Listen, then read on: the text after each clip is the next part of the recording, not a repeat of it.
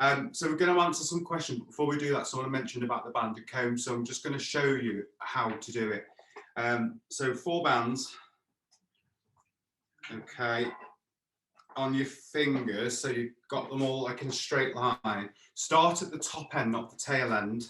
Slide them on, okay, and then you have to sort of try and keep them straight. You have to, I pinch them back together and then weave them under, turn them so they're flat again, weave them over, turn them under, over, and then you just complete the process. So it's like under, can you see? Under, over.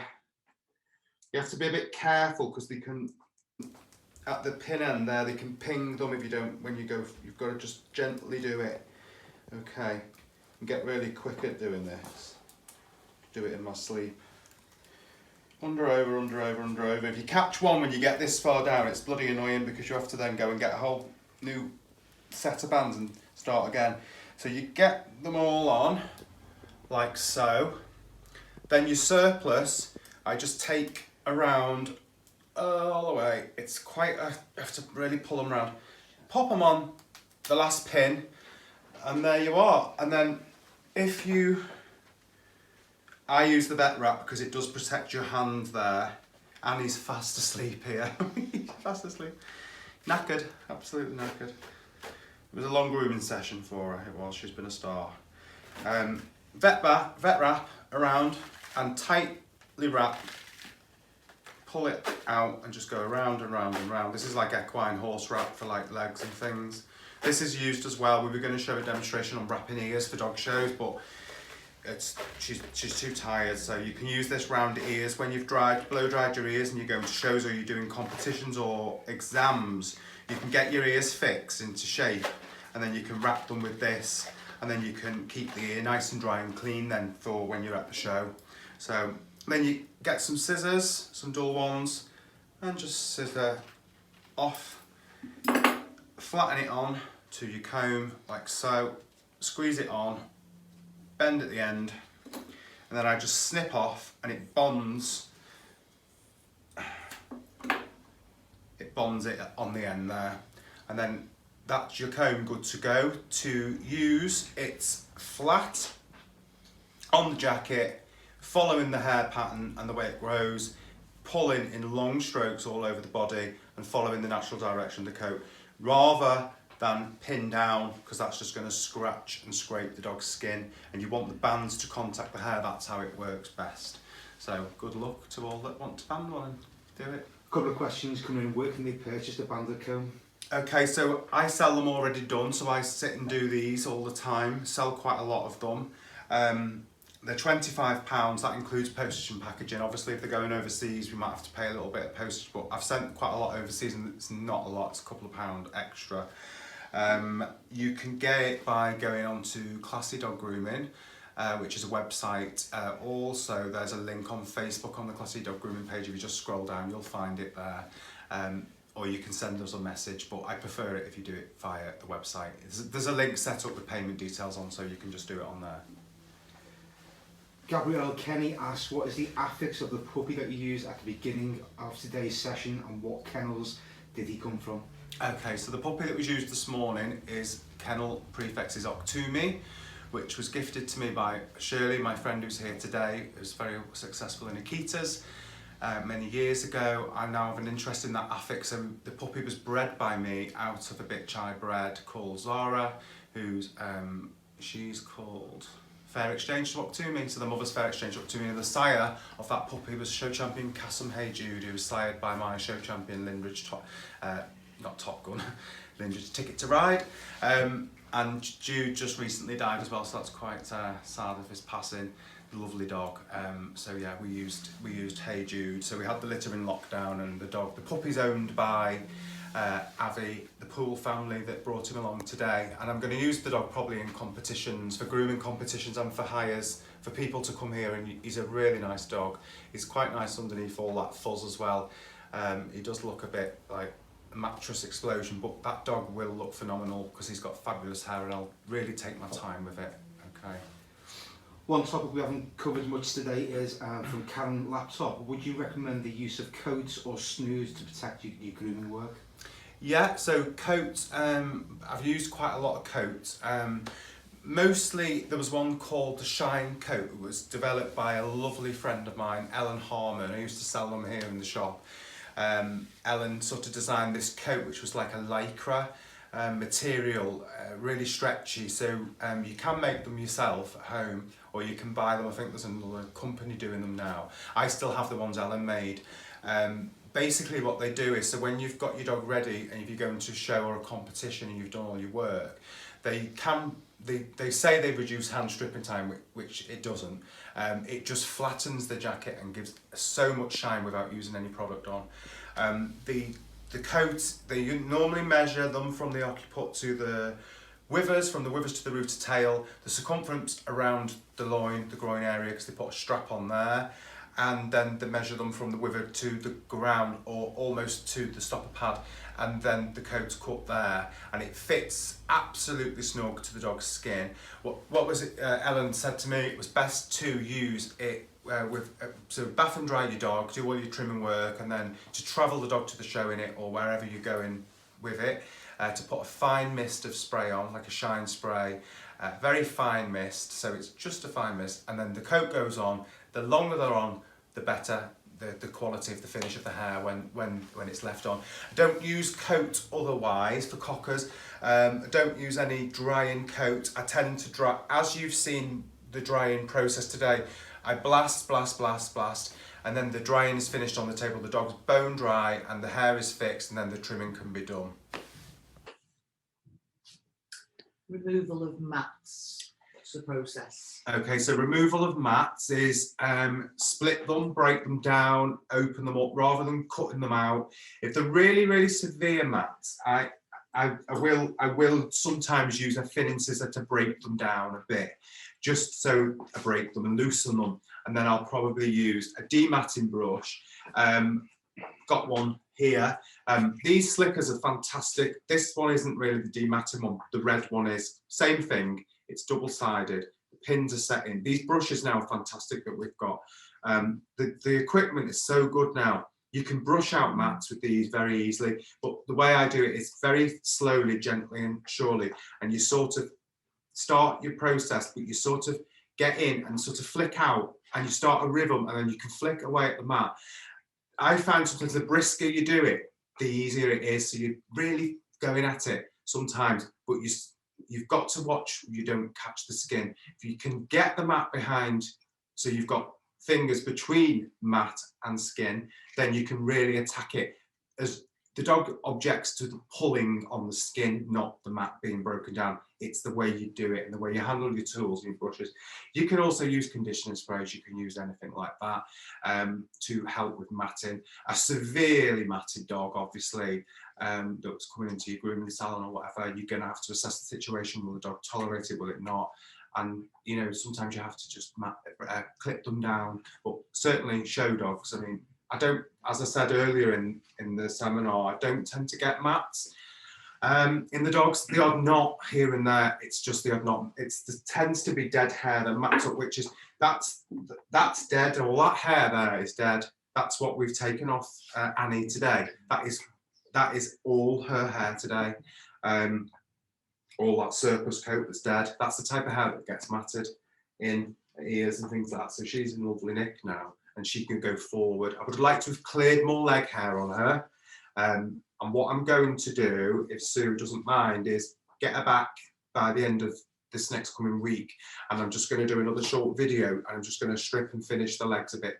They are still a bit heavy for me, but it was acceptable today because she had a lot of hair to start with. So that will slot into our video that's going to be edited. We'll slot that better leg in, and I'll just show you some demonstration on that leg.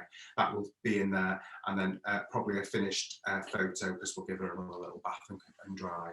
Can you just explain the difference between thinners, blenders, and show the scissors that you used for sort of clearing out a front and her ears? So scissors, put them all away now.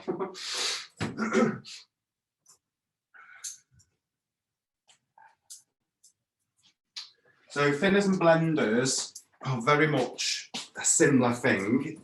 Some people call them thinners, some people call them blenders. I'm not an expert on scissors, but I tend to use the thin-sided ones. I don't use the teeth.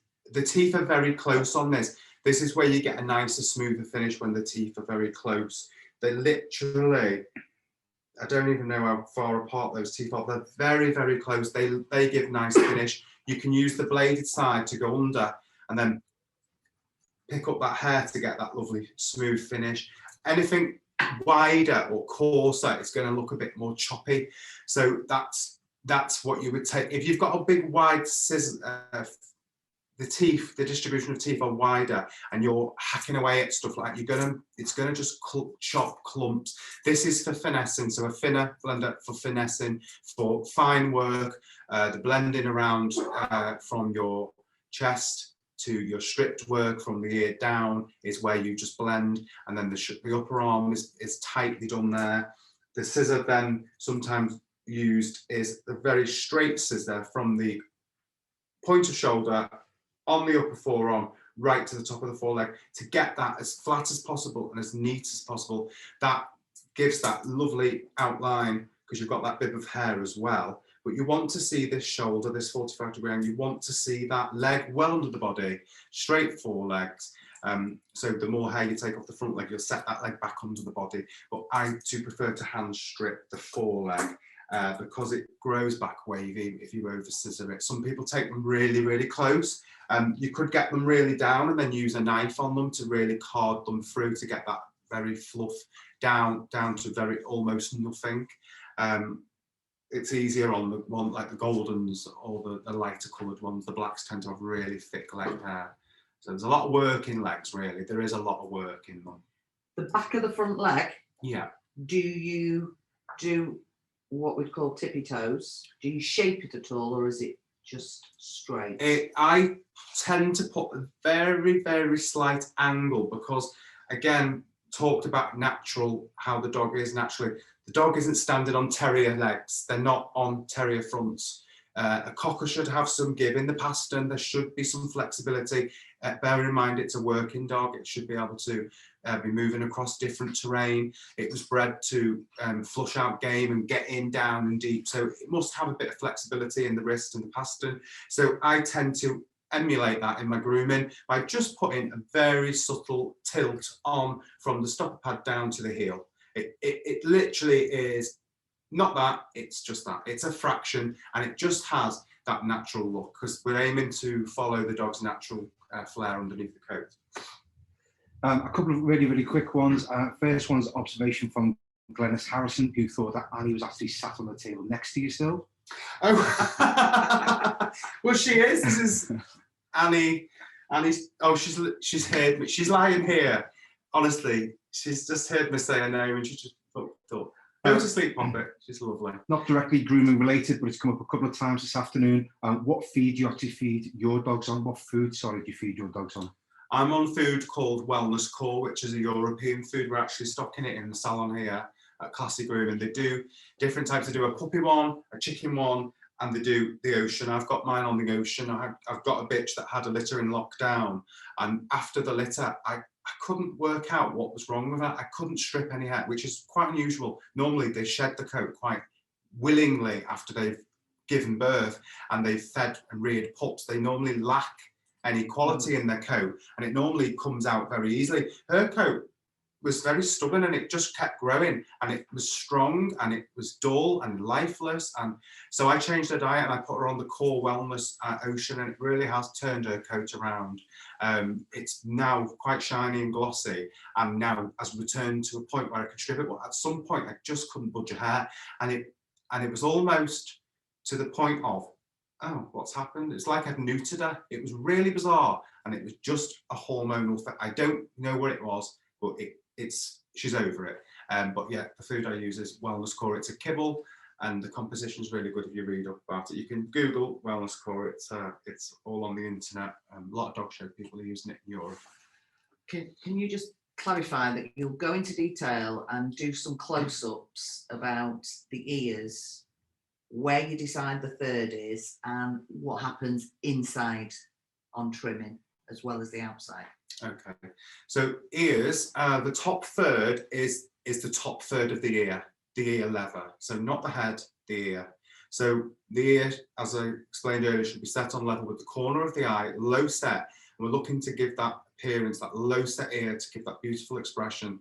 So taking that hair off the top third, you feel where the lever ends, where I showed you earlier on the demonstration, the feathering hung off below my thumb, which was placed, it's on the demonstration.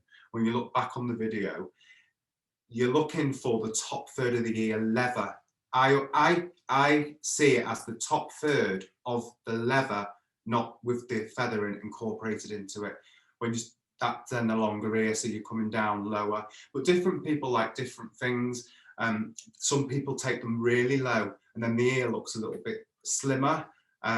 It just depends on the head properties and qualities of the dog's head and skull shape and things like that.